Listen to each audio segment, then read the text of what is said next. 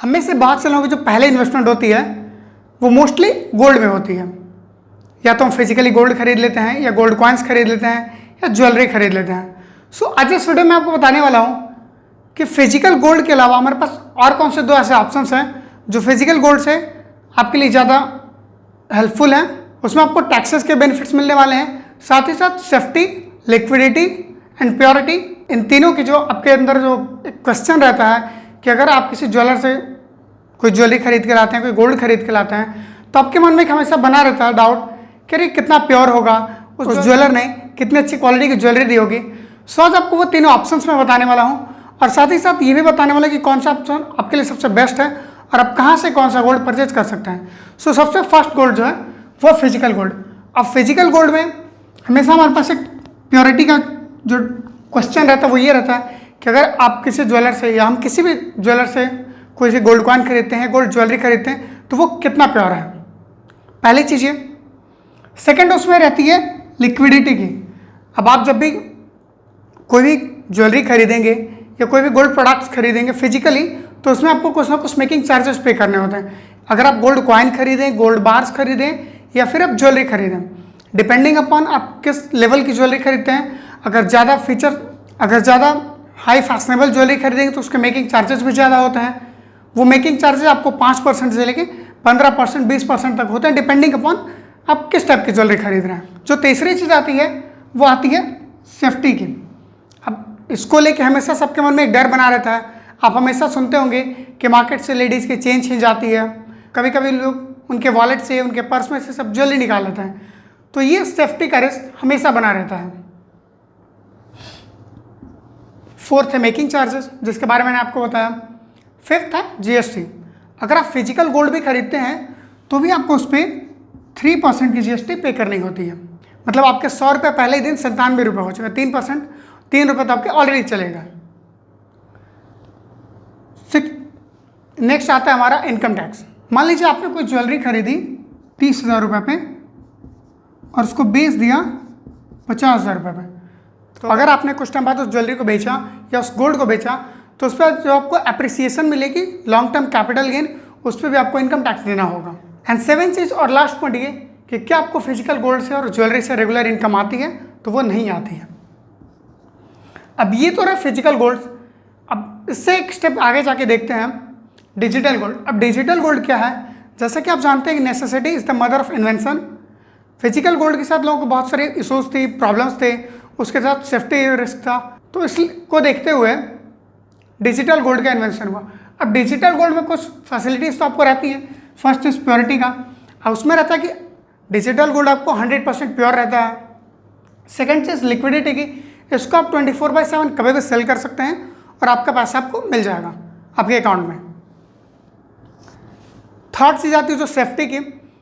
आप जिस भी डीमेट अकाउंट से या जिस भी ब्रोकर से आप डिजिटल गोल्ड खरीदते हैं, उनकी सेफ्टी आप अपनी सेफ्टी से कभी कंपेयर मत कीजिएगा, क्योंकि उनकी जो सेफ्टी होती है वो बहुत नेक्स्ट लेवल की होती है।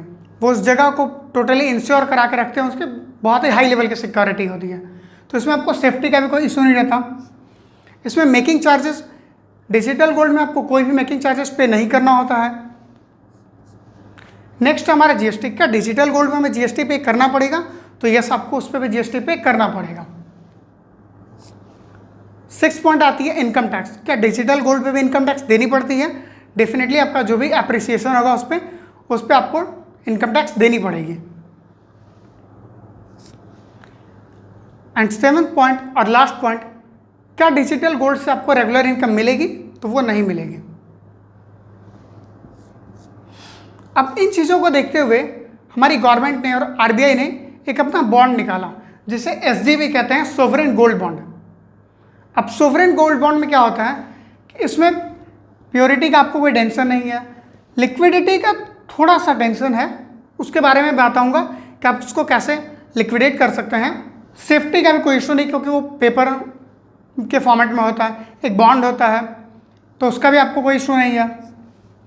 फोर्थ मेकिंग चार्जेस, उसके लिए भी आपको कोई सोचना नहीं है। फिफ्थ आती है जीएसटी। जैसा कि आप जानते हैं गवर्नमेंट बॉन्ड है, तो इस पर आपको कोई जीएसटी पे नहीं करनी होती है।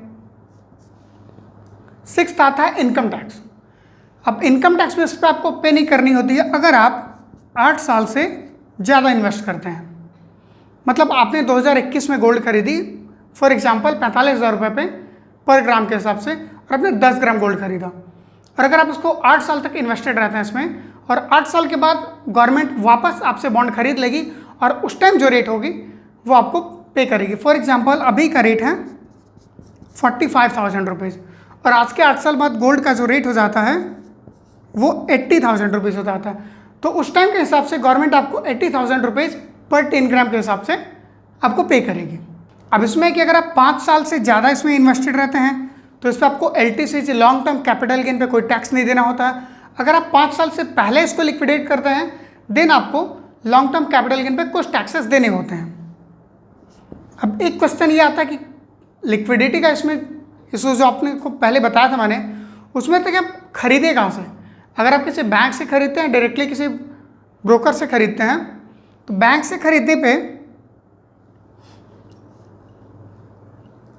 तो लिक्विडिटी की इशू थोड़ी सी रहेगी, लेकिन अगर आप इसे कोई ब्रोकर से खरीदते हैं, फॉर एग्जांपल डिस्काउंट ब्रोकर जो स्टॉक ब्रोकर्स होते हैं, फॉर एग्जांपल में अगर आप स्टॉक से खरीदते हैं तो वहाँ से आप इसे इजीली परचेस कर सकते हैं। उसके लिए क्या होना चाहिए, आपका एक अपस्टॉक्स में डीमेट अकाउंट होना चाहिए, या फिर कोई भी डीमेट अकाउंट जो अगर आपके पास है तो आप वहाँ से डिजिटल गोल्ड और सोवरेन गोल्ड बॉन्ड दोनों खरीद सकते हैं। अब सोवरेन गोल्ड बॉन्ड में जो सबसे लास्ट पॉइंट आती है रेगुलर इनकम की, वो बेनिफिट आपको इसमें मिलता है, क्योंकि गवर्नमेंट इसमें आपकी जो अप्रिसिएशन होता है उस पर प्लस 2.5% एडिशनल आपको देता है।